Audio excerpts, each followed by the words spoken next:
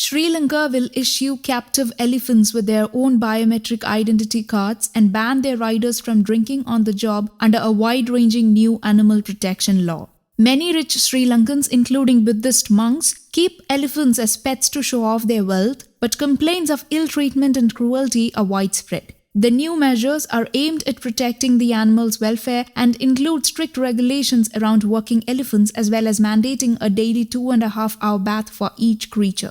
Official records show that there are about 200 domesticated elephants in the South Asian nation, with the population in the wild estimated at about 7,500. The new law will require all owners to ensure that animals under their care have new photo identity cards with a DNA stamp. It also brings in multiple regulations for working elephants. Baby elephants can no longer be used for work, even cultural pageants, and cannot be separated from their mothers. Logging elephants cannot be worked for more than 4 hours a day, and night work is prohibited. There are new restrictions on the tourism industry too. From now on, no more than 4 people can ride an elephant at once, and they must sit on a well-padded saddle.